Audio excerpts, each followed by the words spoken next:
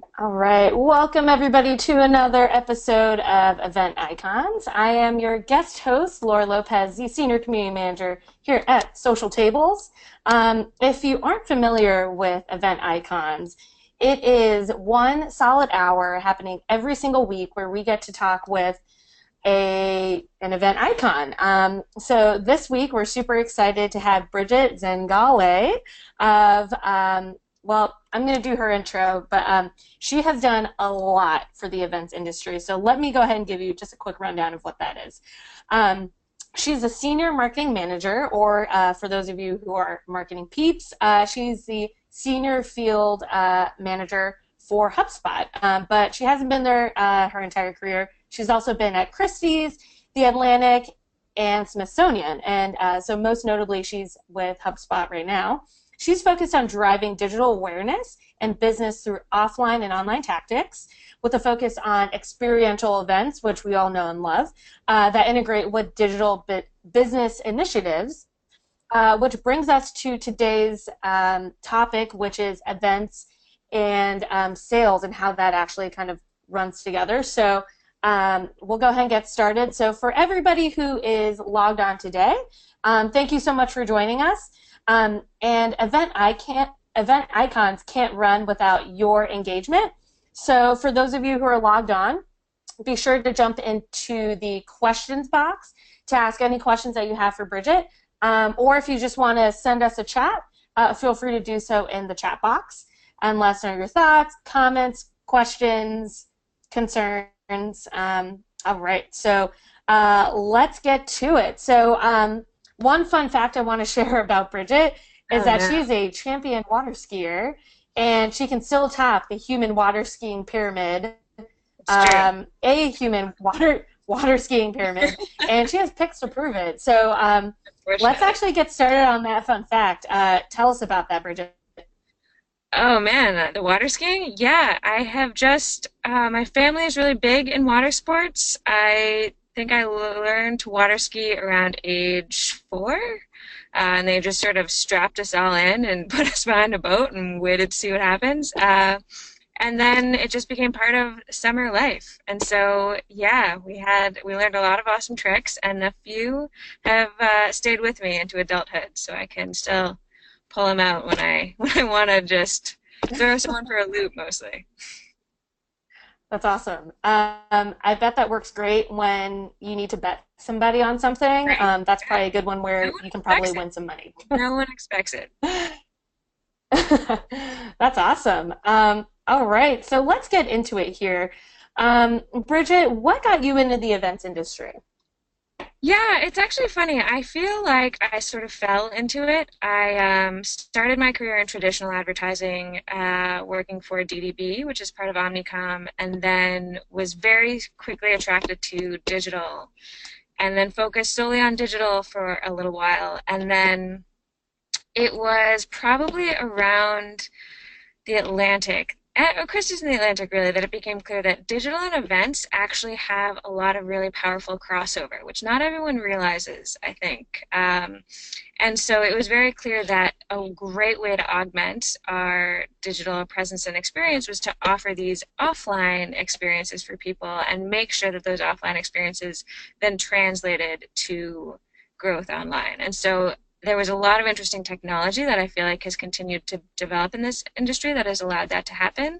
And so it became the kind of thing where I was running digital campaigns, they were going well, it was interesting, and every time the conversation came up around what was missing was offline, real-world, face-to-face experiences. So that became kind of the secondary channel that I always focused in. And for the events that you're doing, let's just use your current company, HubSpot. For the events that you're running for HubSpot, what is the main goal behind the event, and what are those events really trying to accomplish, or what are they trying to further that ties back into the bigger goal of HubSpot as a business? Yeah. It's a great question. So we run a number of events, but we are incredibly goal-oriented here. And so one of the series that's really taken off and is not always the case is our Growth HubSpot series, and that's actually very sales and conversion focused. So that event is actually meant to augment kind of the bottom of our funnel. But at the same time, because we're HubSpot and because we like to help people and because we're always thinking about brand, it's very educational, it's very informational. The idea is we've sort of had to strike this really interesting balance, and we kind of call it the inboundy way of throwing events, where we want to make sure that every single person who enters that room, regardless of whether they use HubSpot currently or ever will, learns something, gets better at sort of developing marketing strategies, and is overall just pleased with the event by the time they leave. At the same time, we are very strictly tied to revenue goals for those events. So what has been really interesting in order to strike this balance is you make sure that the experience and the content is all very positive and very broad enough to sort of suit a wide-ranging audience. And then the follow-up is incredibly tailored. So based on the form submission during registration and based on what we know about everyone in the room, which we collect from behavior on our site and things that they tell us at the event, and we have a number of different data sources, we then nurture them based on what they've told us. So if they're not interested at all, we just push them towards helpful resources. If they are interested, we make sure they're connected to the next step. And so that way we've seen both that people really like the experience and that the ones that are interested convert, which is good for the business overall. All right. And that brings me to an interesting point there that, the goal is really to kind of convert these people, or if people are just generally interested in HubSpot, even if they're not a customer, that they're still welcome at those events. But if the event is not actually, if the goal is not to necessarily, for those folks who are not customers and maybe won't be a customer, do you still see benefit in getting that exposure with that piece of the community, and why or why not? Absolutely. I mean, the sort of interesting part about events is that no matter what your goal is, they're all branding experiences, right? You're going somewhere new, you're representing your brand, you're trying to create this this very genuine interaction with your brand and with your company in someplace new. So it does help generate awareness in different territories. We've taken this series now global, so we have probably around 25 to 30 events a year in America. We have probably 10 events in the EMEA area and 10 events in APAC, and it's continuing to grow. And so every place we go, part of the idea is that we are generating awareness, we're tapping into that community, we want them to hear about us. That's also why we want the content to stay so helpful and educational and high level, so that way, we take walk-ins, like anyone who is interested hears about it on social, hears about it from a friend, whatever, is welcome. And the idea is that pretty much anyone who enters that room will learn something. There's a lot of interactive elements which help a lot, and also allow you to improvise a little bit during the event, which is always good based on what the audience feedback is in the room. So, and it has to be very branded. So that is all. It's been a really interesting exercise, and I also think we try to focus in areas where we either know our awareness is lacking or where we have a lot of competitive overlap, and so that allows us to sort of stay at the forefront of the marketing automation field and make sure that anyone who's interested has an easy way to find us. It kind of grows your overall presence in a really consistent way, which is great. Wow, that's awesome. Okay, let's see. That's about 25 events. Let me just go back with the facts here. So that's about 25 events domestically, 10 in EMEA, 10 in APAC. So that's 45 events. That's a ton of events that you're running. How many people are on your team, and how many people are involved with pulling off these events? So it's a pretty lean team, actually, considering what we do. There's I believe just two lovely people in EMEA. There's one lovely, very productive person in APAC running those. And then here we have 3 people in North America and Canada running events. So we keep it pretty lean, but part of the reason we do that is because we want other departments to get involved, and I think we're lucky here in that, for instance, speakers are never hard to source internally, which is great. And then for us especially, since we kind of handle the logistics and the content and the speaking, we ask sales to staff, sales engineers, CSM support, anyone who really knows the product, and that way anyone who is interested has a lot of access to different people at the event who can kind of put them down the right road if they want more information. It also helps just get company buy-in. People get more excited about it. You end up getting more internal feedback. So it sort of helps continually refine the events, I think, kind of making sure that other people get involved. So that's why we do it that way. I think at a lot of other companies you'll find that there can be really big event departments and they just operate within themselves and kind of run and own everything. We have sort of really enjoyed this pulling people from other departments and getting them involved, but I think both ways work. And so you are not of the mindset that your marketing department requires a dedicated event staff in order to run these events. So not for these ones, no. This is one of many things that we do, and I think that's common. The one exception is, of course, Inbound. So Inbound is a yearly event that is 15,000 people and growing, and it's a massive week-long endeavor, and we have a specific team, but even that, I think it's like just 5 people, but year-round they work on this event because it's they have to source like 500 speakers, they have to deal with a million different venues, it literally takes a full 12 months to plan and execute. So in those extreme cases, I think you absolutely have to have dedicated resources. In other cases, I actually think you do get a lot of benefits from not having dedicated resources because your overall view of what the company needs and what different departments needs is more complete. And so you can kind of adapt and grow your event series and make changes and optimize based on all these other things you know. It also helps, the field team runs so many different campaigns, and a lot of the campaigns we run, since we are so metric driven, we'll see what's working, what people are responding to, and we can also weave those into our events. So if there's a content piece that's taken off, we can make sure to weave that into the event content.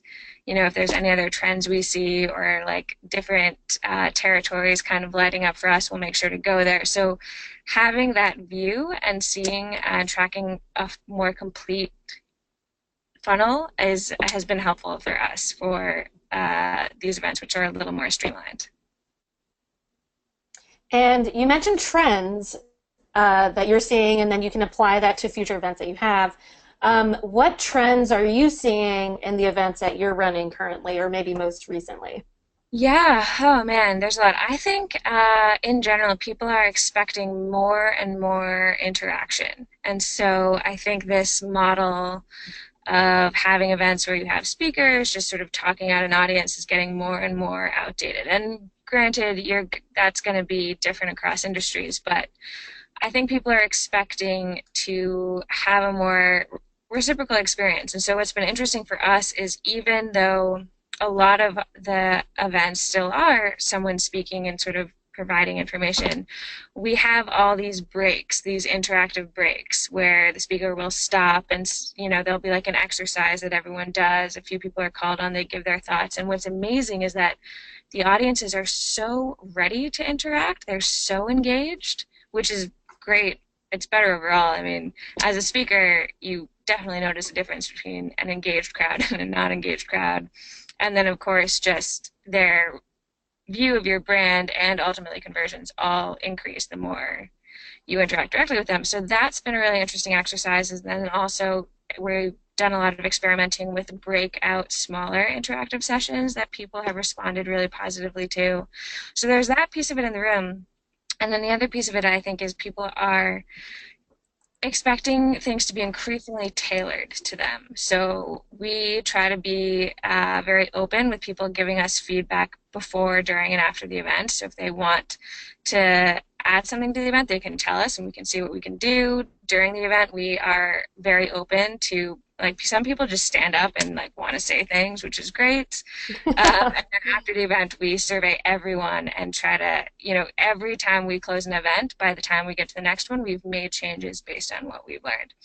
So there's that piece of it. And then finally, I think mobile is a huge trend in events. I think, people are expecting the speed and the convenience of mobile. So having those mobile apps during events, I think is really important to people.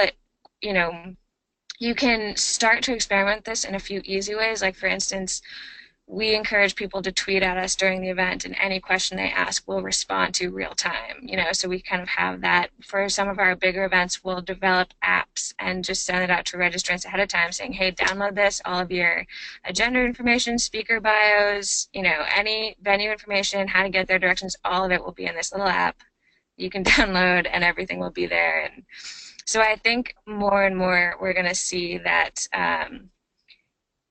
this continued merge of the online and offline worlds is going to get more and more integrated. I think we're going to see that, you're going to have such a digital experience offline at these events during the actual event as opposed to just before and after, whereas it kind of sits now. And I totally agree there, especially with mobile apps. One thing that I'm seeing in the event industry, and for those of you who are logged on, let me know if you see this at your events, is the increasing use of second screen technology, aka your cell phone, or I'm seeing a lot of tablets as well. And it used to be frowned upon all the time, where if somebody saw that you were looking down on your phone, that you weren't paying attention. But I think that mobile is becoming increasingly more and more important because it's also a piece that you can actually track. How many interactions were there in your event app? How many comments? I know that there's also a lot of tracking information that happens with the event app. They're becoming so sophisticated. So with that, is there a set of tools that you like to use or event apps that you live and die by for your events that you host? So many. So for all of our events, we do a couple things that I think work really well. One is we have a lot of workflows set up ahead of time, so that way when you check in at an event, we've already triggered a welcome email. Like the minute you check in, it's this lovely app that we have allows us to track who's there and who's not there, and then either send a sorry we missed you email or we're so glad you made it email, which I think has worked really well in sort of immediately building that relationship with people.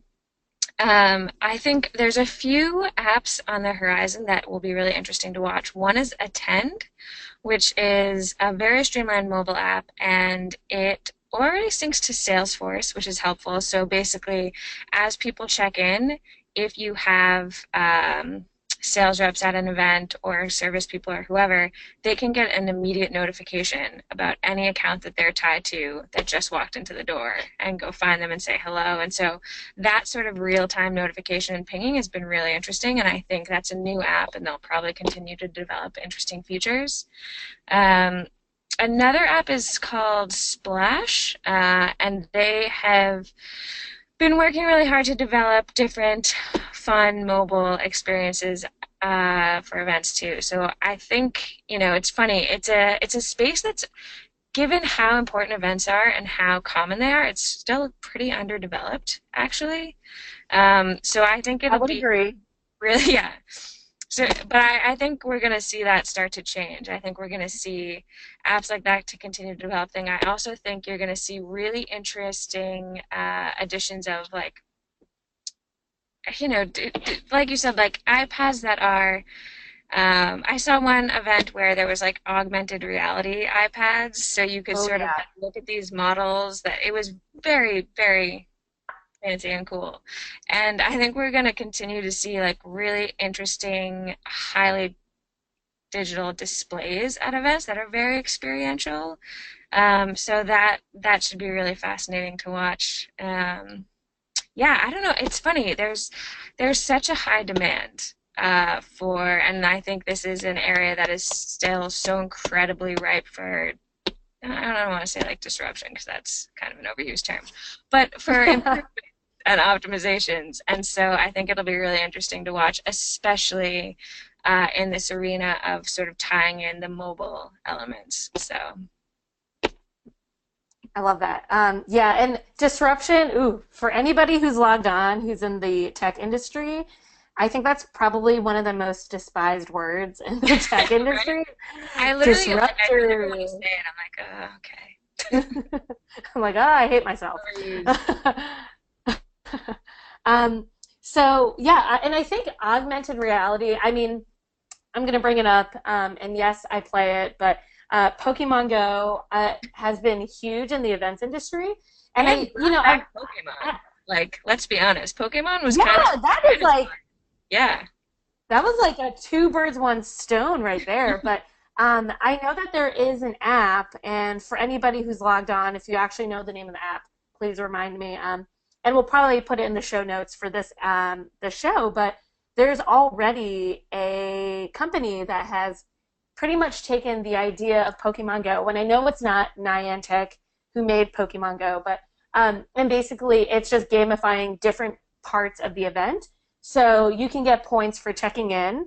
I should hope people check in for different exhibits, and I think it has a true application in the events industry. And there have been a lot of blogs that have talked about bringing that AR, VR component to their events because it's one way that they can actually measure the ROI of their events. So, yeah, so I think AR is going to be huge for events for sure. So, mhm, speaking of ROI, we talk a lot about ROI for events. What is it really bringing in, bottom line? And I think a lot of planners are finding that they're being told that events are a cost center and not necessarily a profit center. So, we've heard you tell some pretty cool stories about, measuring ROI and things like that. So, can you maybe give us maybe a little anecdote or a couple of tips and tricks of how you've measured ROI on your events for HubSpot, absolutely. and then maybe relate it back to the sales cycle of those leads that you generated? Absolutely. So we, like I said, track pretty much everything. And the way that we've tracked ROI is that we consider each event to be a campaign of sorts. And so we will set up a campaign in HubSpot and in Salesforce. And as for anyone that registers, we then track who attended and who didn't show. And we look at two different funnels, so one for attendees and one for no-shows. But for each of those people, we'll see uh, what they did after the event, where they went on our site, what they viewed, what they downloaded, and ultimately whether or not they converted and for how much. And so we tend to give events. I mean, the one thing I will say that you want to be really careful of, so if you have a CRM, you should be able to do this pretty easily. In almost any CRM, you can set a campaign, and even if you are kind of uploading lists after the fact, you can tie them to a campaign and watch that revenue stream in.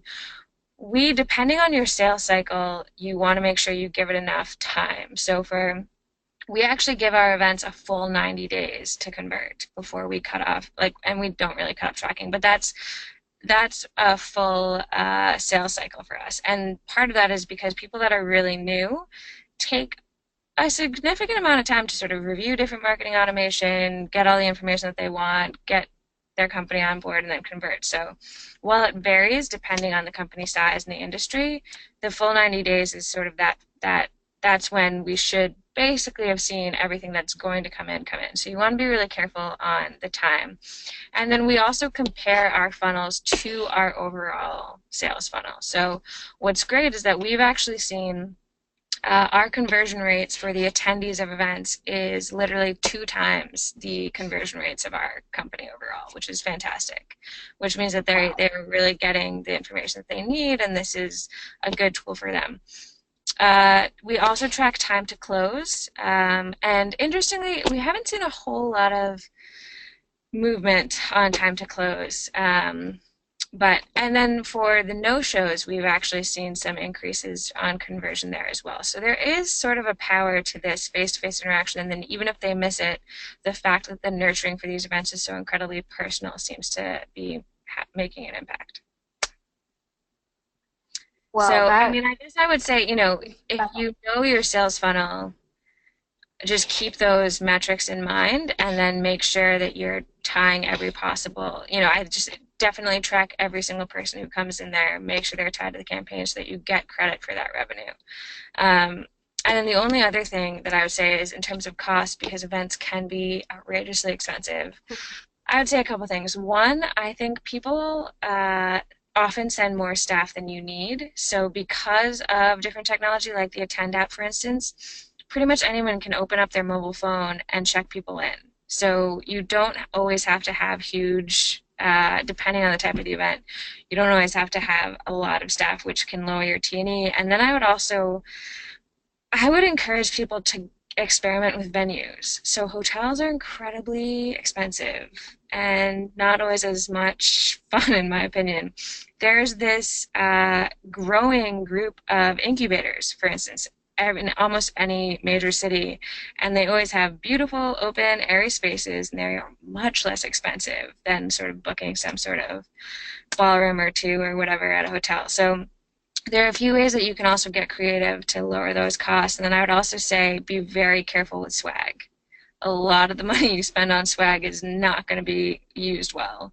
So you've got to really think about your audience. Is this going to be something they hang on to? Then great. If it's not, don't bother with it. We don't print anything out. Everything is digital, except for the surveys, because we've seen higher response rates that way.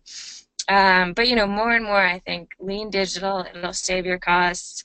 Definitely be careful with swag. I mean, we basically give pens and notebooks so that people can take notes if they want to, and we've seen people hang on to those, which is great. We don't do anything else. And we played around with different types of swag because it's one of those rabbit holes you can go down where you're just like, oh, this is so cool. Like, let's get everybody hats and koozies, and oh man, I just want everything orange and HubSpotty, but that's a total waste of money. So definitely, I would say be very strategic when it comes to that stuff. Yeah, swag is just one of those things where, yeah, I like you called it a swag rabbit hole because we do events at social tables, and our color is just as bright. It's a bright pink. It's Nice. actually, you can see it. It's on our windows. It's Love on, it. yeah. So it's a signature of ours. So we love to see the pink everywhere. But sometimes, there's swag items that we always try to make sure that they're utilitarian in nature for all of the planners and properties who are using them. Yeah. Surprisingly, one of the pieces of swag that we've had multiple people like come out of the woodwork to tell us, oh, by the way, you guys gave us a phone charger, and that thing has saved me while I Nice. was on a site visit or I Nice. was at an event and I needed to check my phone. So, yeah, we like to have very utilitarian ones. And notebooks, I love that. Notebooks are great. I like the phone charger. So, Oh. I also, yeah, it's handy, super yeah. handy. I have probably I've bought like an obscene amount of phone chargers in my life because I'm always leaving them Me behind and too. I'm always needing to buy them like at a very urgent setting. The other little hack that we've done, because you mentioned sort of the hot pink and wanting everything to be a certain color, I totally agree. But shipping costs can be really high, and signs and Yes. banners often break, so you have to keep re-buying them. So we do have some of that stuff that we put up at every event. But the other thing that a lot of events can do for you is lighting. And so we'll have like orange lights like in different strategic areas, and it sort of like helps this, you need to be careful with lighting always, but it can really sort of help make the whole scene seem sort of on brand without a lot of extra work or materials, which is nice. Wow. You heard it here first. For any AV people, we hope that you carry a wide array of colors because that's a great branding hack. They always seem to have On the orange. cheap. I On the bet they cheap. have hot pink, and I bet they have blue. I bet a lot of the core brand colors, you know? Yeah, I love that. Yeah, and we'll just hop in the chat. Yep, AV Peeps Endless has all the colors. Maybe. Hashtag all the colors. So, yeah, great hack there. Now let's imagine for a second, and I always love to do this. It's a really bad habit of mine. Let's imagine for a second that you had an endless budget for an upcoming event. Let's say it's inbound. which I hear is an amazing event. I might be attending it Nice. in a future at a future date, maybe. Don't quote me on that. Gotta get it approved. But let's say, for example, you had a limitless budget for an upcoming event. Tell us what would you pull off, or what would your dream event look like if you did have that unlimited budget for an event? Okay. And this is for a professional event, not just an awesome party. How about we'll make it a two-parter? If you could throw any event, which celebrities would you Yeah, seriously. invite, and what would you Uh, have? I'd And then I get guess also an army. for HubSpot, if they said, "Here's our company American Express Black Card, go Yeah. wild," what would you do? So, oh man, I would have so much fun with that. I think part of what I would do sort of right off the bat is I would look into all sorts of crazy technologies. Like, I think there would just be so much more that we could do to really emphasize our product, allow people to walk through it in a more holistic way at the events. I think it would be really amazing to, for instance, since we know who registers and we usually have a database full of information on them, I would absolutely love to be able to like give them emails super specific to their interest before and after, like, oh, you should look at this, and then we're going to talk about this. And you'd need like a whole team, honestly, to do it that way. But building out that would be amazing. I also think I'd probably do much bigger events. Right now I don't know if I would do them all multi-day, but you could make them a little bit more luxurious, like have every once in a while one of these events will have this amazing cocktail hour on like a rooftop after, and it just gives people this like lovely end to the day and they feel so well taken care of. So I'd probably do, but if it was totally Black Card, I would also probably build that out and have like an awesome musical act, and we would all just like hang out into the night talking about marketing and partying, and it would be great. I would also build out our speaker tracks, and just allow people again, so not only have the communication really tailored, but as people walk in the door, be able to say, oh, like, you should go this way, you should go this way. Everything would be so incredibly personalized, which I think would be really, really awesome. Um, and then we probably would get a little more fun with the branded stuff, like I think you could just have, I probably would go a little crazier with swag, to be honest. I'd probably experiment a little bit more with things What like kind of that. swag would you have? Oh my Is there God. like a piece of swag that you've always eyed and you're like, if I just had the budget for it, I would go for it. Well, What is that item? yeah, I know. It always kind of I mean, there's so many things that I think would be fun to give away. Um, but one thing that we talked about sort of in jest, except that it would have been hilarious, is that for a lot of these event series, for instance, since we are on the road a lot, getting like a huge bus, like a huge HubSpot branded Sprockety tour bus, and like rolling up in that and like throwing the event and then having party bus tours, and just it was funny. It was brought up in a meeting as a joke and everyone was like, maybe someday we'll have our like rock star epic tour bus, or maybe like a jet. I mean, it really depends on the limit of this black card. Anything could happen. That's awesome. And who would perform at the closing cocktail hour? No, right? That's what I tell What them. You music need a act? crowd pleaser. So I feel like, well, hilariously, we have, I think humor is really important, especially if you're taking up a lot of a person's day, and I think it also helps kind of make the onslaught of information more enjoyable. So we have in our main content, we have a lot of like breaks of slightly humorous stats and updates and quotes. And one of the quotes that we bring up is from Pitbull, the rapper, and it's a really great quote. It's a really great quote. But we bring it up and then we ask if anyone sort of knows who said it, and then reveal it's Pitbull, which always gets a laugh because it's unexpected. So I think it would be hilarious if and people always tweet at him at the events after this little break and sort of that series of slides. And so if he were the performer, I just think that would be very appropriate. And also, it would just be really fun and hilarious and awesome.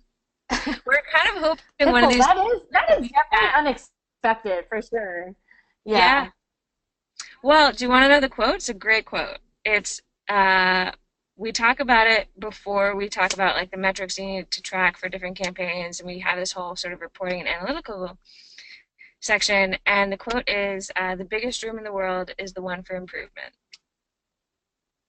It's such a great quote. Wow. It's so true, That is a good quote. right? And that's Pitbull? That's Pitbull. He seems like he's like one of those people where every time I think about him, I was like, I feel like maybe we would be friends, right? Maybe, I think maybe now I think I'd be friends with right? Pitbull. So, Yeah. I don't know that much else about him, so maybe that's like a little too soon to say. yeah. Yeah. And I feel really bad. I can't name a Pitbull song, but I know that if I heard one, I'd be like, oh, okay, that's Pitbull. I got it. Yeah. So, yeah, I'll have to learn a little bit more about his music first. All right. That was a great tangent. Covering a lot of ground. Pitbull, love it. Yeah. Um, here's an interesting, I got another question for you. Here's an interesting one. True or false? Event planning departments are becoming marketing departments. Oh, event what? Event marketing? Event planning departments are becoming marketing departments. Would you say that's true or false? Yeah, I would say that's definitely true because I think you need a lot of the strategic elements of marketing have really seeped over into events, and you really can't just have.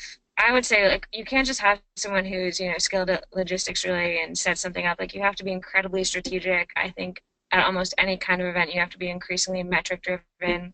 You also want to make sure that the events fit into your overall sales funnel and your overall marketing plan. Like that's really, I think for a while events were these one-off things, but now because they can provide such an amazing benefit, it makes sense for them to really be like woven in with the rest. So I think that's part of the reason why, with the exception of inbound, and even the inbound team is very plugged in. Like they sit in marketing. They're part of the marketing department and we all work together. And so you really want to make sure that every event that you have is answering to a goal or sort of helping another campaign along. Like it should be a very highly integrated element into your overall strategy. So I totally agree with that. Ooh, interesting. I wonder, for any of our planners who are on, we got a couple people who are live. We would love to hear your thoughts. Um, is event marketing becoming more synonymous with marketing? Or I'm sorry, is events becoming more synonymous with marketing and vice versa? Would love to hear your thoughts on that. So, cool. We'll let that one stew for a minute. Now, let's see here. Another question I have for you. And we touched a little bit on this a little bit earlier, but what other tools do you use that are just indispensable when it comes to planning your event? And that's everything from, yeah, of course, the email automation, marketing automation, but when it comes to actually planning your event, I know we tapped in a little bit into Attend, which is something that you use, but when it comes to actually planning the event, what are some of those tools that you use? Yeah, so Or probably resources for that matter. yeah, probably one that I'm not sure people always. I mean, so our event planning starts at a pretty interesting area in that we basically take a look at our database for a city, and so we try to get a sense of where the first step we take is okay, like where do we have the widest and biggest audience, and where do we have the smallest audience? Because you want to take advantage of the places with the biggest audience, and then in the places with the smallest audience, maybe you want to do some big branded event to kind of boost awareness there. So then you have your two pockets of needs, and to do that, we just run a ton of reports in Salesforce, basically. And so all of our event strategy planning starts in our CRM.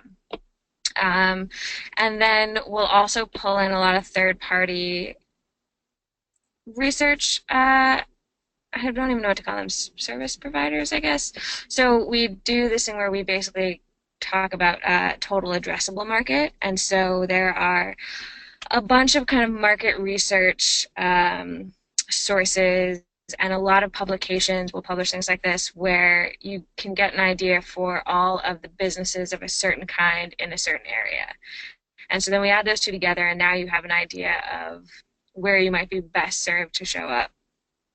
So that's kind of step one. The other thing that we do is we dive deep into our own tool, into HubSpot, and we look at what content is resonating the most. And that's how we start to develop like our content strategy. And then we talk to sales and we talk to services. And we try to get this full holistic sense of exactly what content we should be using at these events. And it was actually pretty interesting when I started here and started spinning up this event series.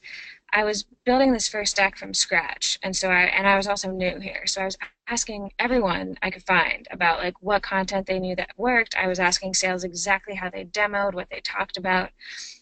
I was like digging into all these other older decks, resources, talking to our academy team that run classroom sessions to get this sense of like how do I, in the span of a few hours, introduce this company, position this brand, sell our product, make everyone happy, and like have this lovely experience.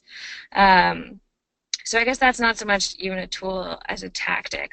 Although I would say whatever you're using to track your campaigns and contents, definitely dig into that data.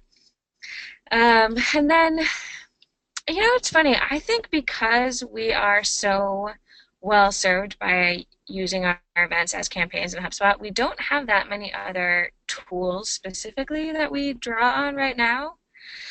I'm trying to think what else I can say. I mean, well, one thing that we do that is great that I recommend everyone play with is live streaming your event content. So we've been playing with that a lot. So, and I think you have to be careful because you do want people in the room. That's why you went there. But basically, we will like suppress a certain location, and we will offer that live stream to pretty much anyone else. And so it's like, oh, hey, you should check this out. And we've actually seen really high engagement rates on live stream, and it opens up a whole new source of revenue, which is great. It opens up your visibility, like it increases your social awareness. So we've used webcast, we've used Facebook Live, we've used live stream. You can really play around with it, but that has been hugely helpful. And I think the last live stream we had, it was 4 hours long, and there was almost no drop off. Like people stuck No around drop off at all?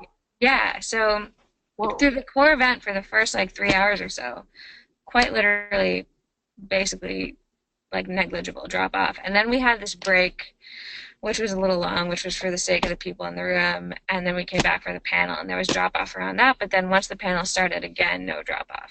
So Wow. it's been really, really interesting playing with it. And we also did Facebook Live is incredibly powerful. So I would call that more of an awareness tool, sort of unsurprisingly. But since it broadcasts on your Facebook channel, we broadcast this panel in San Francisco, and we had it hosted on a page, and we also had it hosted on our company Facebook page, and we got, it was like an hour-long panel, and we got over like almost 6,000 views, I think. Wow. Yeah, so the nice thing about Facebook is it obviously really helps your visibility, and it was very easy to set up with one caveat. It's meant to be done from mobile devices. You can sync with other tools like Wirecast, which is, and there's a few others that I think, you can even sync it with Livestream itself. If you just do it through the app on a mobile phone, it's incredibly easy to set up, but you, depending on the venue, run the risk of it getting cut off. So, because it's based on Wi-Fi. So if your Wi-Fi is touch and go at all, it's a terrible choice. If it's not touch and go, it's pretty reliable. So we used that, and it was, yeah. So that was, I think that's been a really powerful tool to play with, and I definitely recommend people just take out sections of content maybe and start to play with that, see what kind of traction they get on sort of promoting that to their audience, and then it can live somewhere. So you can send that out to people who either missed it or send that out to people who, in places where you probably won't go anytime soon just because you can't get everywhere. Yeah. So that's definitely something that I think more and more people expect, and we've seen really a lot of early success with. So. And do you sell separate tickets for your digital audience versus the people who actually show up at the No, event? actually, most of our events are totally free. We don't usually do the Oh, wow. ticket sales. Yeah, and I think part of that is because, again, it sort of fits our brand a little better. Also, we have seen through our ROI model that we don't need to sell tickets. So we've gotten enough conversions that it has kind of made up for that. When we first kicked off this series, we did play around with the possibility of ticket sales. And I think it was always kind of like, well, if we need to, that's something we'll look into, but we just haven't really, which has been nice. That said, again, inbound, for instance, there are multiple different packages, and that's definitely ticket sales. And for that one, I don't know that we actually offer a virtual package. I would need to check, but we'll post content online after the fact. But again, a lot of that is just open to the public. I mean, I think part of our main mission as a company is really just educating more people about marketing, like enabling people. And so because that's our mission, we try to be as accessible and not cost prohibitive as possible, as long as it doesn't mean that our business is failing, which so far it hasn't. Yeah. Yeah. And here's a good question. We got a question in the chat actually. Um, could you tell us maybe a little bit more? So you've been doing these, how long have you been doing these events? A year and a half, this A year and a particular half. series. Oh, wow. Wow, awesome.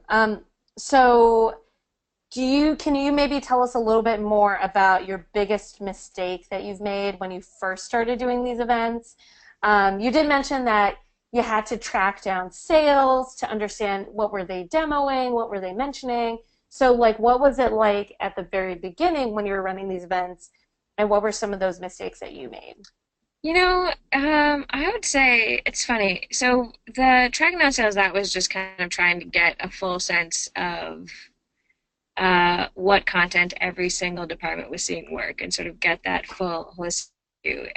For mistakes, events are funny. I feel like they are often seen as one of the more stressful channels because even though there's a lot of prep, but then once things are live, you're kind of locked in. Whereas in a lot of other channels, like you can make adjustments and you have a little more forgiveness than when you're live at an event and have all those people in the room with you. I don't know that I could say there was any glaring mistake, although we did have a lot of interesting, you know, developments with different venues, and so that was always a tricky balance, finding the right venue that was the right price, but also had what we needed. And so there were a few cities where we booked without seeing the venue because just no one had time, and I am not sure I recommend that because in a lot of cases there were some less than lovely surprises waiting for us.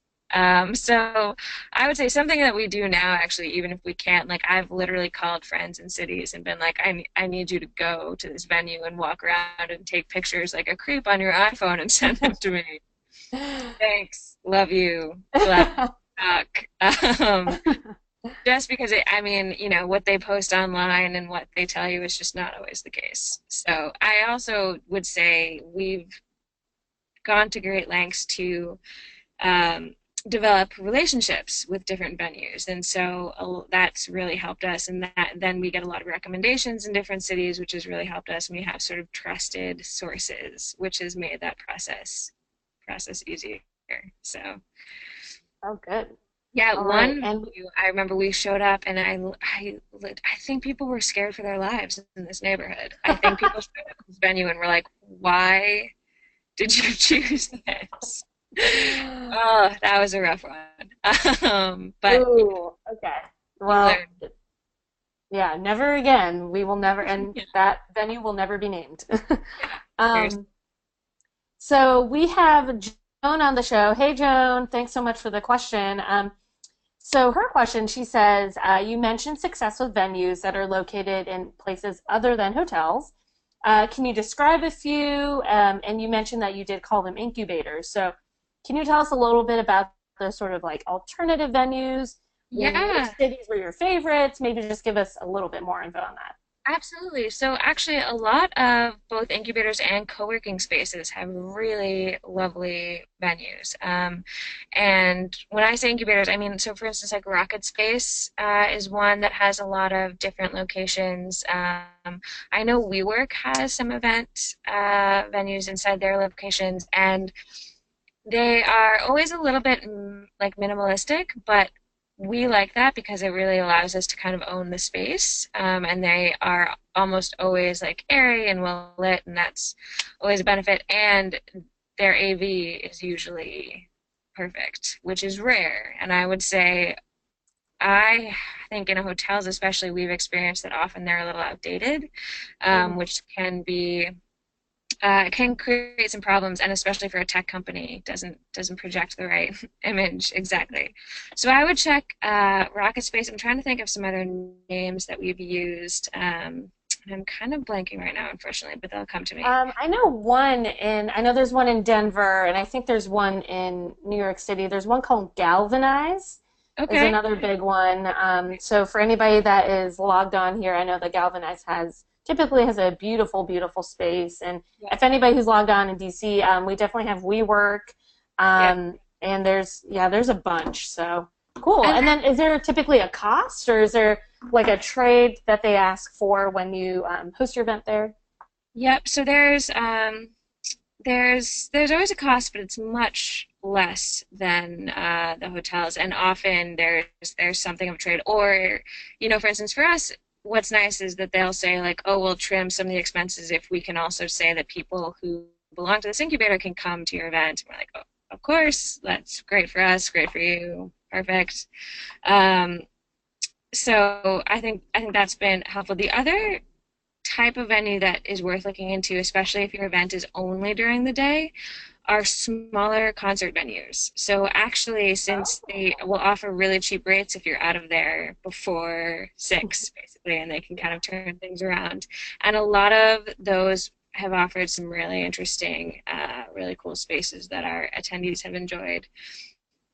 So yeah, but I would say, I mean, often, like a hotel will often charge you, like we've had hotels say that for like a half day event it's 70K, literally, which is high. And then like an incubator in the That's same, a lot. like it's Yeah. 5K. Thanks. So it's I definitely recommend. I mean, I've often, sometimes we have relationships, sometimes we literally just Google incubators in the city and start shooting off emails, which they've always been very responsive to. So we used one incubator in San Francisco, which had a lot of really beautiful spaces. What was it called? There's been so many names that now that I like have a list of them, but I can't recall them right now. Unfortunately, I can send them to you in case that's helpful for the event notes after this. Yeah, that would be really, really handy because I'm sure, everybody's got a varying budget for their event.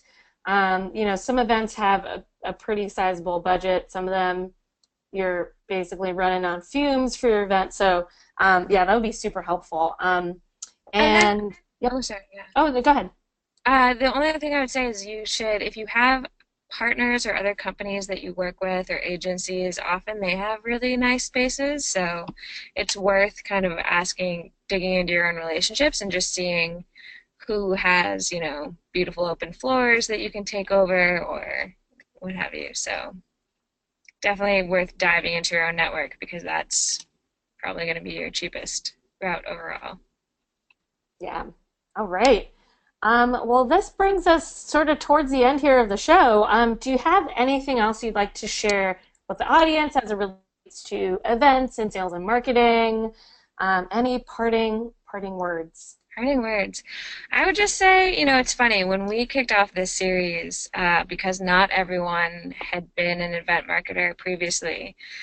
I told everyone. I sent out this email with, some information. Then I said, listen, it's an event series, so it's going to be kind of stressful. And most of you are going to feel like, or like, there's a high chance that you're going to feel like this. And I included a GIF of someone like running in a circle, panicking, like kind of pulling their hair out. And I was like, but I promise, like, if you're prepared, like it'll go really well. You'll have a lot of fun, and it'll end like this. And then it was like a GIF of like a rock star being carried on a crowd, like crowd surfing. And I was like, so this is, you're just gonna have to know it's a roller coaster, but it's worth it. And I'm sure the people watching this sort of series know that. So I would just say, with events, you got to stay positive. You have to have fun with it. And then the only other piece is just increasingly look for those digital integrations because that's what's going to bring you your ROI and that's what's going to keep your events running. So I guess those are my final words on that topic. Awesome. And then where can people find you online? Do you have a Twitter, website, Yeah. blog, you yourself, and also HubSpot? Yeah, you can find me all over HubSpot. You can see my contact info if you just Google it. Yeah, I'm on LinkedIn. I'm on Twitter. It's at @bzingale.